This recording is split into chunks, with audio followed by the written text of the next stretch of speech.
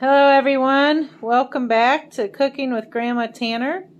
Today she is doing wild rice stuffed squash. So she's going to be talking about our squash that we have available in the farm market. So take it away, Grandma Tanner. Well, first we have beautiful acorn, and they just picked these butternut yesterday, and they're in the market. But so many people do not like to buy squash because it's very hard to cut. So I tell my customers, you stick it with a knife, and that's what I did with these two acorn squash. I stuck it with a knife, and you microwave it for about 3 to 5 minutes, depending on the size. What does that do? It softens the skin, and it makes it a lot easier to cut. But you have to make sure you stick it about 6 times, because otherwise it will explode in your microwave. Have you found that out the hard way? No, I had one of these in, and I heard it sizzling, and I thought, oh dear, you better stop that microwave. And a little juice was coming out one end. So anyway, I have got these all ready, and then the recipe calls for wild rice, and wild rice takes a little bit longer to cook, so you can either microwave it or cook it on top of the stove. So I've got a little bit of wild rice here. Probably have too much wild rice, but anyway, and then 1 teaspoon of orange zest. Now, orange zest, you can buy it already made in a jar, or you can take it and take an orange, and I had this real fine grater that I grated it on, and that's how you get it's called orange zest. So you put that in there, 1 teaspoon. And then That looked like a tablespoon, not a teaspoon. Well, that's a teaspoon. Yeah, okay. It was a little bit more. I like orange. And then a half a cup of the English walnuts. I went over to the fudge kitchen and got them. So that's a half a cup. And you stir that all up real good. I think the orange zest and the orange will be real good. And then you stir in 2 tablespoons of orange concentrate. This is the concentrate right out of like Minute Maid, or there's other brands. So you put that in there, and you stir that all up.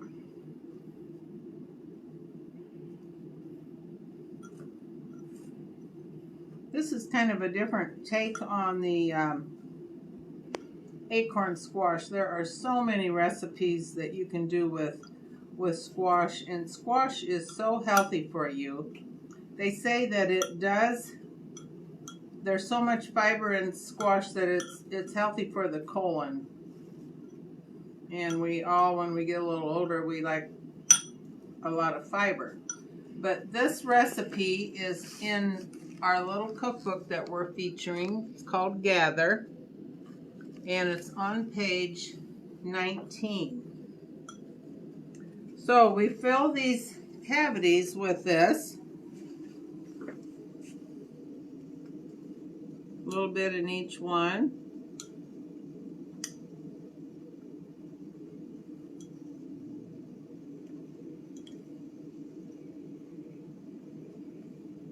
Now, another thing that is real easy with this acorn squash is to take a pound of sausage and just pack it in each half.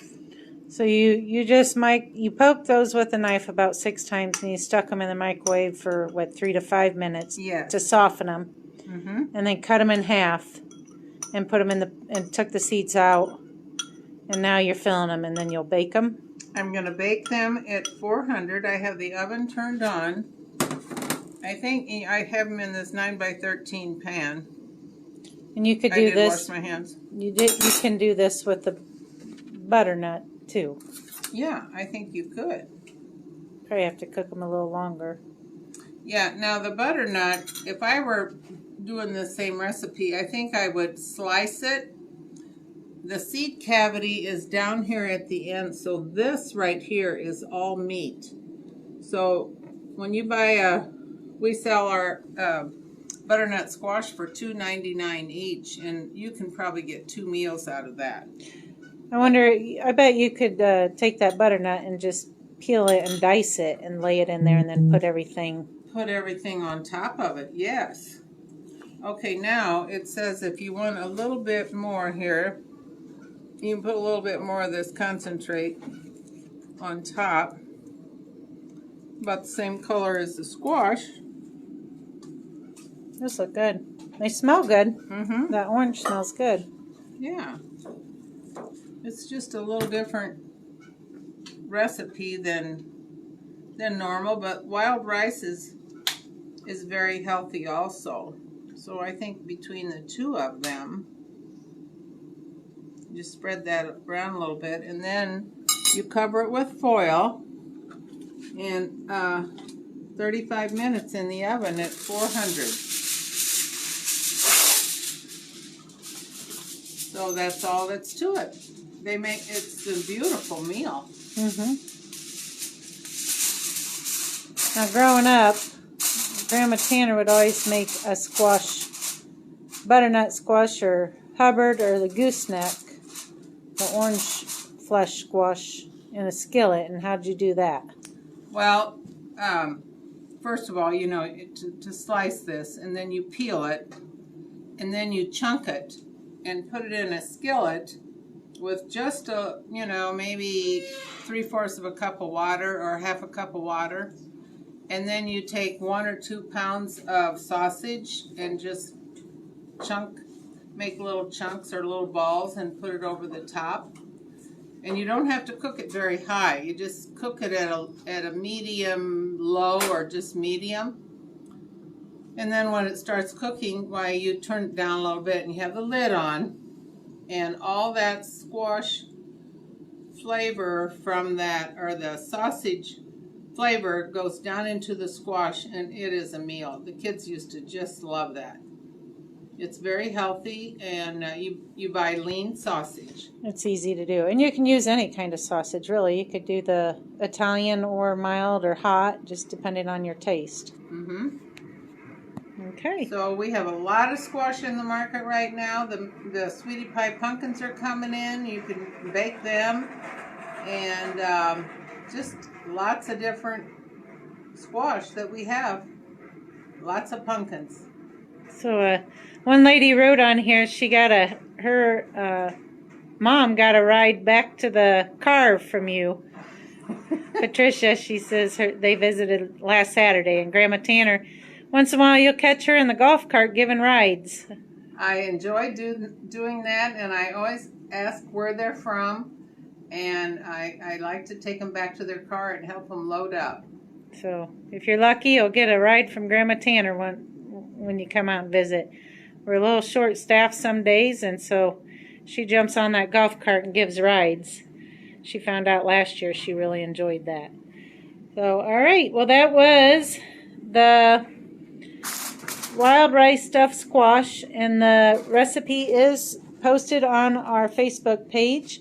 Or you can come in and get the cookbook here with a whole bunch of different other recipes in it. Gather, a guide to enjoying our abundant harvest. We made that, was it last year or the year before? Maybe, yeah.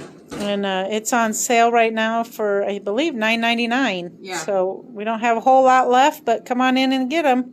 Our daughter-in-law, Jill, put it all together. So it's very nice.